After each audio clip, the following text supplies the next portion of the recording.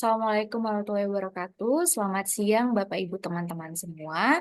Izinkan saya di sini memaparkan hasil daripada penelitian skripsi saya yang berjudul Latar Belakang Pembentukan The New China Strategy oleh Jerman sebagai kebijakan luar negeri Jerman Tiongkok.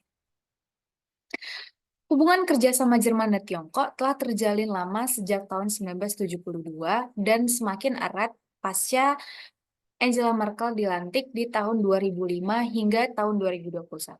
Telah banyak kemitraan yang terjalin antara Jerman dan Tiongkok di masa pemerintahan Angela Merkel. Salah satunya yang dinilai paling sukses yaitu Comprehensive Strategic Partnership di tahun 2014. Setelah 16 tahun Merkel menjabat, di tahun 2021 Jerman melantik kanselir barunya yang bernama Olaf Scholz yang berasal dari partai politik SPD atau Social Party Demokrat. Di tahun 2022, Olaf Scholz mengunjungi Beijing dan memberikan pidato di sana. Nah, Scholz di sana mengatakan bahwasannya Tiongkok telah berubah. If China change, our dealings with China have to change too. Pada Juli 2023, Jerman pada akhirnya menerbitkan satu kerangka kebijakan luar negeri yang diberi nama The New China Strategy. Nah, kebijakan baru ini dinilai kontroversial karena dibuat untuk mengurangi ketergantungan Jerman pada Tiongkok di sektor-sektor penting. Dan banyak juga demand-demand atau permintaan Jerman kepada Tiongkok yang di sana dinilai terlalu keras dan terlalu menginginkan Jerman mendapatkan lebih banyak keuntungan daripada kerjasama yang dijalin dengan Tiongkok itu sendiri. Dinilai terdapat indikasi perubahan arah kebijakan luar negeri Jerman dengan Tiongkok, dan oleh karena itu di sini saya ingin meneliti lebih jauh apa saja sih faktor-faktor yang melatar belakangi dibuatnya dokumen The New China Strategy. Pertanyaan penelitian saya yakni, apa saja faktor-faktor yang melatar belakangi pembuatan kebijakan luar negeri Jerman The New China Strategy dalam kerjasama bilateral dengan Tiongkok? Tujuan penelitiannya yakni untuk menganalisis faktor-faktor yang melatar belakangi pembuatan kebijakan luar negeri Jerman The New China Strategy. Kerangka konsep yang saya gunakan yakni Foreign Policy Change milik Blavocus dan Baron-Tonis. Foreign Policy Change menurut Blavocus dan Baron-Tonis yang dibuat pada tahun 2009 ini memiliki 3 parameter yang digunakan untuk meneliti apakah perubahan kebijakan luar negeri suatu negara itu dinilai benar atau tidak. Yang pertama itu ada Domestic Structural Parameters, ada International Structural Parameters, dan yang terakhir itu ada Domestic International Conjunctural Parameters. Dapat dilihat dari tabel yang ditunjukkan, yakni di parameter domestik struktural lebih banyak dipengaruhi oleh kebijakan-kebijakan di dalam negeri, contohnya pengaturan politik yang dibuat oleh pembuat kebijakan atau kelompok advokasi seperti kelompok sosial ekonomi, pengusaha, pengamat, dan lain sebagainya. Sedangkan struktural internasional dipengaruhi oleh perubahan sistemik di level internasional, seperti partisipasi negara di sistem internasional, atau terdapat sanksi yang diberikan kepada negara tersebut, ataupun konflik yang terjadi di level global. Sedangkan parameter konjungtural yakni kejadian-kejadian atau peristiwa yang lebih tidak diprediksi sebelumnya, seperti pergantian kepemimpinan karena kematian, atau ada gejolak politik, ada krisis kemanusiaan, dan di level internasional terdapat krisis keamanan internasional, seperti itu.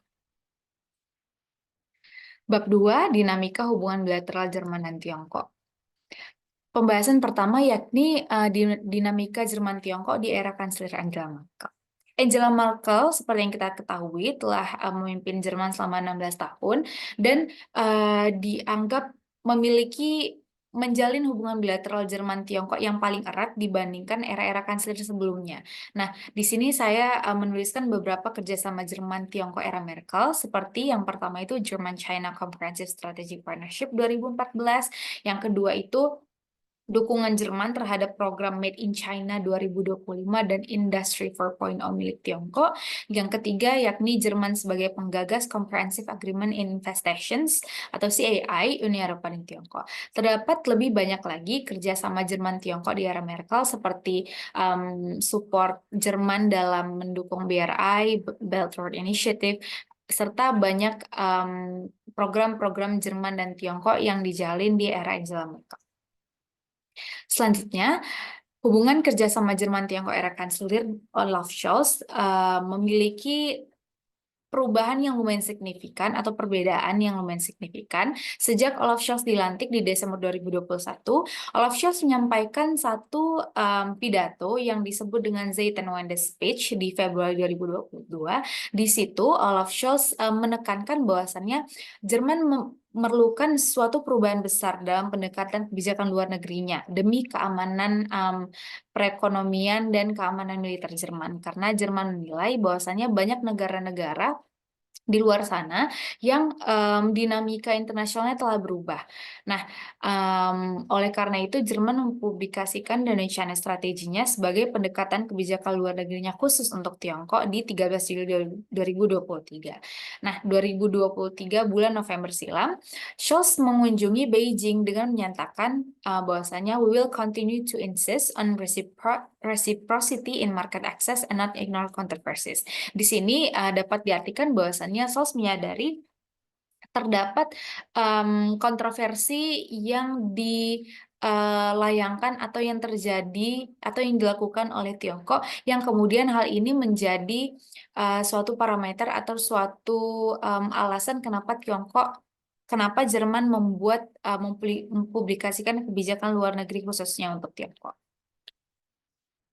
Bab 3, The New China Strategy sebagai kebijakan luar negeri Jerman era Kanselir Olaf Scholz. Nah, di sini saya akan memaparkan tentang dokumen kebijakan luar negeri itu sendiri.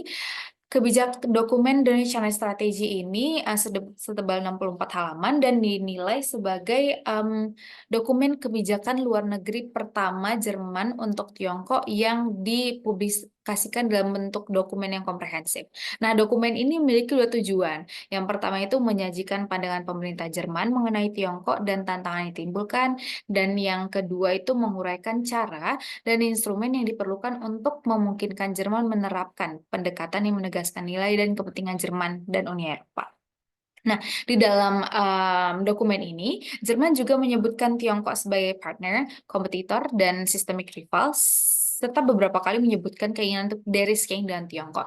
De-risking yang dimaksud di sini adalah keinginan untuk mengurangi ketergantungan atau mengurangi resiko ketergantungan di sektor-sektor penting Jerman kepada Tiongkok. Nah, kemudian respons Tiongkok terhadap dokumen Indonesia Strategi, spokesperson Kementerian Luar Negeri Tiongkok yang bernama Wang Wenbin menyatakan bahwasannya upaya Jerman untuk mengurangi resiko dan ketergantungan dengan cara menarik garis besar berdasarkan nilai dan ideologi ini tidak efektif. Bahkan di dalamnya juga terdapat berbagai macam tuntutan terhadap kepentingan dan persaingan antara Jerman dan Tiongkok di level internasional, sehingga ia menyebutkan bahwasannya alih-alih dapat memberikan kebaikan nantinya untuk kerjasama keduanya, justru dokumen ini dapat menciptakan konflik yang tidak penting dan menghambat kemajuan hubungan bilateral keduanya. Nah, di bab 4, saya akan memaparkan tentang faktor-faktor yang melatar belakangi pembentukan kebijakan luar negeri Jerman, The New China Strategy. Yang pertama yakni faktor struktural domestik. Nah, terdapat 3 faktor struktural domestik. Yang pertama yakni pengaruh koalisi partai politik pengusung Olaf Scholz. Nah, seperti sebelumnya saya sudah menyatakan bahwasannya terdapat satu koalisi partai politik yang mengusung Olaf Scholz seperti itu. Yang pertama yakni partai politik Olaf Scholz sendiri, yakni Social Party Demokrat atau SPD. Yang kedua itu FDP, Federal Democratic Party, dan yang ketiga adalah Green Party. Nah, Tiga partai politik ini memang masing-masing memiliki kepentingannya sendiri, namun ketiganya secara kompak menganggap bahwasannya kehadiran Tiongkok di level internasional saat ini sudah mulai concerning atau sudah mulai mengkhawatirkan, sehingga Jerman berusaha ingin membuat suatu perubahan dalam kebijakan luar negeri di kerjasama bilateralnya dengan Tiongkok.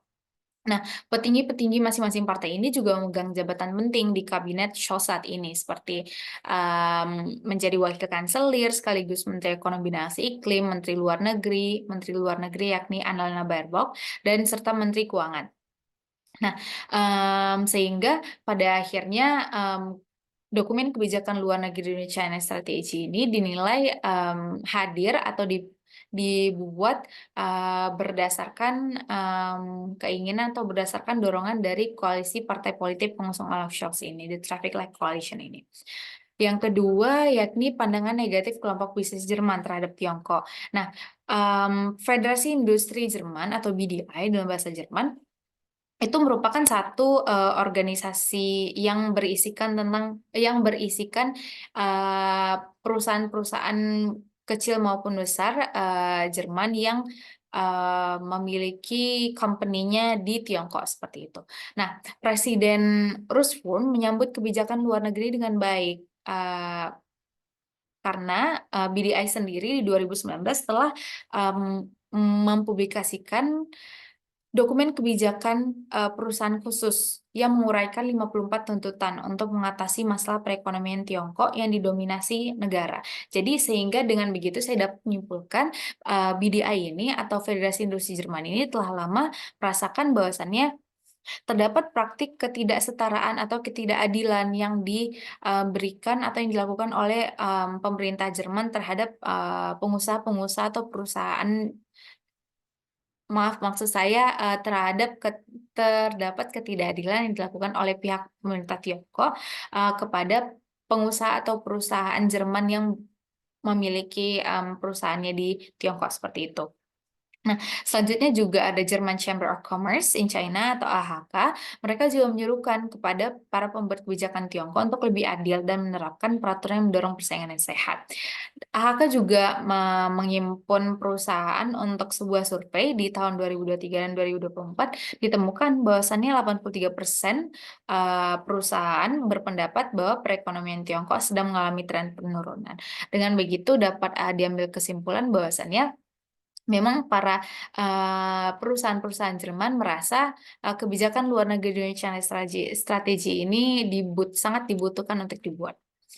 Yang ketiga, yang terakhir, faktor struktural domestik, yakni sentimen negatif masyarakat Jerman terhadap Tiongkok. Nah, terdapat dua survei sebenarnya yang saya cantumkan di skripsi saya, namun di sini saya akan menjelaskan satu survei yang lebih komprehensif, yakni survei yang dilakukan oleh Pew Research Center untuk The Berlin Pulse edisi 2023-2024. Dapat dilihat dari grafik di sebelah kanan bahwasannya 62% masyarakat Jerman merasa pengaruh negatif Tiongkok itu semakin besar. 6 dari 10 mendukung kemandirian ekonomi Jerman, 49% melihat Tiongkok sebagai pesaing ekonomi, 35% sebagai kompetitor, dan hanya 13% yang memandang sebagai mitra Jerman. Nah, kita masuk ke faktor struktural internasional. Terdapat dua faktor struktural internasional dalam pembentukan kebijakan Indonesia strategi ini. Yang pertama yakni perubahan dinamika Tiongkok di kancah internasional. Terdapat dua hal yang terjadi, yakni yang pertama itu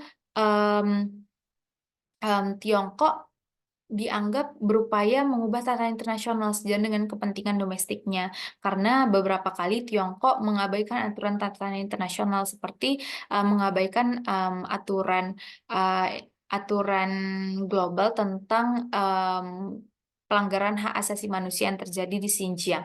Terdapat juga misalnya isu Laut Cina Selatan yang hingga saat ini tidak digubris oleh Tiongkok seperti itu. Nah, Tiongkok telah dikecam oleh komunitas internasional termasuk Uni Eropa karena beberapa kali Uni Eropa telah memberikan sanksi individual bahkan sanksi entitas seperti sanksi pembukuan aset dan Uni Eropa. Namun tampaknya bahkan di sidang di PBB Tiongkok berusaha menafikan bahwasannya mereka melakukan pelanggaran hak asasi manusia. Nah, yang kedua, dukungan Tiongkok kepada Rusia dalam invasi militer Rusia Ukraina juga dianggap berdampak buruk pada keamanan Eropa dan global. Nah, Jerman sebagai negara yang paling banyak menerima pengungsi Ukraina pasca invasi, pernah mengutus Komisaris Kebijakan HAM Kementerian Luar Negeri Jerman ke Xinjiang untuk berdialog, namun hal ini ditolak. Nah, selain itu juga Kementerian Luar Negeri Tiongkok telah mengeluarkan pernyataan resmi terkait posisinya terhadap krisis Rusia dan Ukraina yang dinilai tampak menunjukkan keberpihakannya dengan Rusia. Hal ini dapat dibuktikan dengan neraca perdagangan Tiongkok dengan Rusia pasca invasi terjadi menunjukkan tren positif. Nah, dapat disimpulkan bahwasannya dua perilaku Tiongkok di kancah internasional ini sedikit banyaknya memberikan eh, pandangan negatif kepada pihak domestik Jerman, kepada pihak pemerintah Jerman, sehingga mereka merasa memang dibutuhkan suatu kebijakan luar negeri khusus untuk Tiongkok dalam mengatur hubungan kerjasama bilateral keduanya sehingga Jerman tidak mengalami kerugian ataupun Tiongkok tidak melakukan tindakan yang dapat merusak perekonomian atau mengusak tatanan global karena Tiongkok memiliki keinginan untuk menjadi hegemon di perekonomian global seperti itu. Nah, faktor struktural internasional terakhir, yakni pengaruh Uni Eropa terhadap hubungan bilateral Jerman-Tiongkok. Nah, tentunya Uni Jerman sebagai negara bagian Uni Eropa sedikit banyaknya terpengaruh dalam pembuatan kebijakan luar negeri domestiknya oleh kebijakan Uni Eropa secara umum. Secara tidak langsung, Uni Eropa telah membentuk kebijakan Jerman terhadap Tiongkok. Seperti misalnya Jerman beberapa kali mengadopsi dokumen dan strategi utama Uni Eropa dan menghadapi Tiongkok ke kebijakan luar negeri internal negaranya. Nah, The New China Strategy juga mencerminkan pengaruh Uni Eropa karena Jerman menganggap Tiongkok sebagai saingan sistemik, memprioritaskan pengurangan ketergantungan pada Tiongkok sesuai dengan strategi keamanan ekonomi Uni Eropa, dan masih banyak lagi. Sehingga dengan menyelaraskan kebijakan negara-negara anggota dengan Uni Eropa, pengaruh Uni Eropa dalam urusan global akan semakin besar, dan hal ini juga dapat memajukan kepentingan Jerman dengan mengurangi ketergantungan ekonomi pada Tiongkok dan mendiversifikasi kerjasama bilateralnya dengan negara-negara lain.